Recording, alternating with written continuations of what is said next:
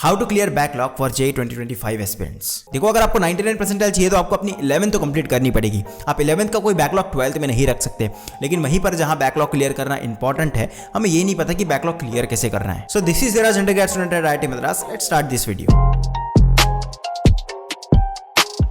So, what is backlog? So, backlog is nothing but a portion or a syllabus that you left or you were not able to cover it. Backlog के अंदर में भी सिर्फ वो chapters नहीं आते जिसके आपने लेक्चर्स नहीं देख रखे या जिसकी आपने क्लास अटेंड नहीं कर रखी, वो चैप्टर्स भी आते हैं जो आपने कवर तो कर रखा है, जिसका आपको सिर्फ थ्योरी पार्ट पता है, लेकिन आपके उसके कोई भी क्वेश्चन सॉल्व नहीं होते। कम क्वेश्चन सॉल्व होना वो अलग बात है, लेकिन अगर आपके उसके क्वेश्चन सॉल्व हो ही नहीं रहे तो आपका वो चैप्टर भी बैकलॉग के अंदर में काउंट किया जाएगा। और इस पूरे प्रोसेस के दौरान एक चीज सबसे ज्यादा इंपॉर्टेंट आपको ध्यान में ये रखनी है कि आपके जो करंट टॉपिक्स चल रहे हैं, आपको उसमें से बिल्कुल भी टाइम नहीं निकालना। आपके करंट टॉपिक्स को साइड में रखकर आपको कभी बैकलॉग को क्लियर नहीं करना है। चैप्टर्स आपके अभी क्लास में चल रहे हैं वो आपके कभी बैकलॉग नहीं बनना चाहिए। तो स्टेप नंबर 1, सबसे पहले आपको एक लिस्ट बनानी है, एक रिकॉर्ड बनाना है कि कौन से चैप्टर्स आपके स्ट्रांग है, कौन से आपके क्लियर है और कौन से आपके बैकलॉग के अंदर में काउंट हो रहे हैं, जिसके क्वेश्चन आपके सॉल्व नहीं हो रहे, आज जिसके क्लासेस आपने छोड़ रखे। अब उसके बाद सेकंड इंपॉर्टेंट चीज हमें यह ध्यान में रखनी है कि जो करंट सिलेबस चल रहा है उसमें से हमें बिल्कुल भी टाइम नहीं निकालना। हम जो भी करेंगे एक्स्ट्रा टाइम लगाकर उसे सॉल्व करेंगे। अब उसके बाद बहुत सारे लोगों का ये क्वेश्चन होता है कि हमें वन शॉट लेक्चर के थ्रू करना चाहिए बैकलॉग क्लियर या नहीं, क्योंकि वन शॉट लेक्चर जनरली 4 से 5 घंटे का होता है और उसके अंदर में हमारा पूरा एक चैप्टर क्लियर हो रहा होता है। और किसी ने अगर पूरे 10-12 लेक्चर की एक सीरीज देखकर कवर किया और किसी ने अगर वन शॉट लेक्चर के थ्रू कवर किया है, तो इन दोनों के बीच में डिफरेंस क्या होगा? क्या वन शॉट लेक्चर के अंदर में थोड़ी कम चीजें पढ़ाई जाती है? और ऐसा भी कभी ना हो रहा हो कि हमने 11th का तो पूरा बैकलॉग क्लियर तो कर दिया, लेकिन जब हम 12th के अंदर में गए तो हमसे उस टॉपिक्स के तो क्वेश्चन ही सॉल्व नहीं हो रहे, हमें बस थ्योरी पार्ट पता है। सो इन शॉर्ट, इन सारे स्टेप्स का एक ही रिजल्ट निकल कर आना चाहिए कि हमें 11th के अंदर में बैकलॉग क्लियर करनी है, करंट टॉपिक्स को बिल्कुल भी बैकलॉग नहीं बनने देना, और जितने टॉपिक्स हम क्लियर करते जा रहे हैं जो हमारे बैकलॉग के अंदर में थे, हमसे उससे कम से कम 50 to 60% क्वेश्चन सॉल्व होने चाहिए।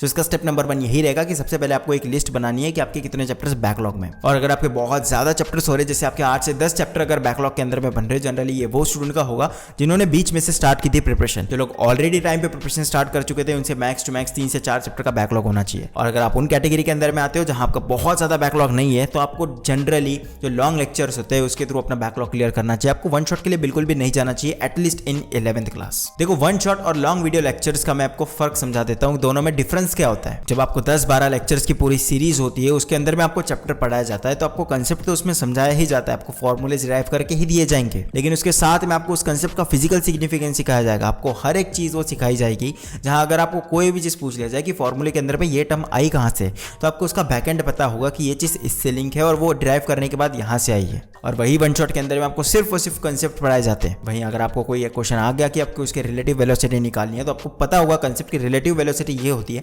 इस तरीके से फॉर्मूला लगाना और ऐसे उसका आंसर आएगा। अब मेंस में तो इससे इतनी ज्यादा प्रॉब्लम नहीं होती, लेकिन अगर आपका टारगेट है बहुत ज्यादा परसेंटाइल मतलब 99 परसेंटाइल लाना, या अगर आपको एडवांस के अंदर में एक अच्छी रैंक चाहिए, तो उसके अंदर में जनरली 2 से 3 टॉपिक को मिक्स करके क्वेश्चन पूछा जाता है। और तब भले ही आपको जो मेन चैप्टर से वो क्वेश्चन पूछा गया है वो पूरा आता हो, लेकिन अगर आपकी छोटी सी एप्लीकेशन हो गई किसी और चैप्टर की जिसे आपने वन शॉट के थ्रू क्लियर किया है, जिसका आपको फिजिकल सिग्निफिकेंस नहीं पता, जो आपको सिर्फ और सिर्फ कंसेप्ट पता है, तो शायद वो क्वेश्चन आपसे सॉल्व नहीं होगा, क्योंकि वो छोटा सा पार्ट अगर आप सॉल्व नहीं कर पाते, अगर आप उसे लिंक नहीं कर पाते दूसरे चैप्टर्स के साथ में, तो पूरा का पूरा क्वेश्चन आपसे सॉल्व नहीं होगा। बैकलॉग क्लियर करने के पूरे प्रोसेस में एक स्टेप सबसे ज्यादा इंपॉर्टेंट है कि आपको हमेशा ये चेक करते रहना है कि जो टॉपिक्स है, जो चैप्टर्स मैं पढ़ रहा हूं, उससे मेरे से प्रीवियस ईयर क्वेश्चन सॉल्व हो रहे हैं क्या। फॉर प्रीवियस ईयर क्वेश्चंस मैं आपको रिकमेंड करता हूं दिशा पब्लिकेशन की 22 year JEE main chapter wise previous year solve paper. और इस बुक का एक यूनिक फीचर ये है कि ये कंप्लीटली एररलेस है, जिससे आपका बिल्कुल भी टाइम वेस्ट नहीं हो रहा होगा।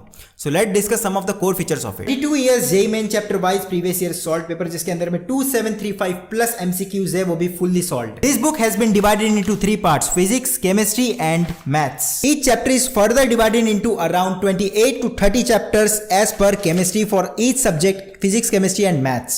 This book also contained AIEEE 2011 rescheduled paper and 2019 PH2 paper. इस बुक के अंदर में आपको fully solved क्वेश्चन के आंसर्स मिल जाते हैं जो completely errorless है। And this book is fully solved with around 2735 plus most important question. 11 year of JEE Main 2013 to 2023 offline and online papers, and past year of AIEEE 2002 and 12 solved papers. And this is the latest and updated edition of 22 years JEE Main topic wise solved paper. Must have book for JEE Main 2024 January and April attempt. So all the purchasing link is in the description, make sure you check it out. So अब topic के ऊपर में वापस आते हैं। One shot के साथ chapter clear करने का सेंस तब बनता है जब आपके पास में बहुत ज्यादा बैकलॉग हो और आपके पास में दूसरा ऑप्शन नहीं है, और उस समय भी आपको वन शॉट के थ्रू इसलिए करना चाहिए क्योंकि जब आप 12th में जाओ तब आप हेडेक सिचुएशन क्रिएट ना हो कि आपके पास में 11th का बहुत सारा बैकलॉग है। आप हर जगह ये ना घूमते फिरो कि मेरी 11th बर्बाद है, और इसलिए उस समय पे एटलीस्ट कंसेप्ट लेवल पे आपका बैकलॉग क्लियर होना चाहिए ताकि एटलीस्ट आप उससे 30-40% क्वेश्चन सॉल्व कर सको, और जो क्वेश्चन आपके सॉल्व नहीं हो रहे उस टॉपिक को आइडेंटिफाई करके आप सामने जाकर 12th में एक्स्ट्रा टाइम निकाल कर उसे सॉल्व कर सको। सो इन शॉर्ट, अगर आपके 2 से 3 चैप्टर का बैकलॉग है और इंपॉर्टेंट चैप्टर का बैकलॉग है तो आपको उसको लॉन्ग वीडियो लेक्चर के थ्रू कंप्लीट करने का कोशिश करना है, और वही अगर आपको बहुत ज्यादा बैकलॉग है तो आपको वन शॉट के लिए जाना चाहिए। सो इन शॉर्ट, आपके पास में पूरे चैप्टर्स की एक लिस्ट होनी चाहिए कि ये चैप्टर स्ट्रॉन्ग है, ये मीडियम है, ये लो लेवल पे, और ये बैकलॉग में है तो आपको बैकलॉग से मेंस लेवल पे ले जाना है।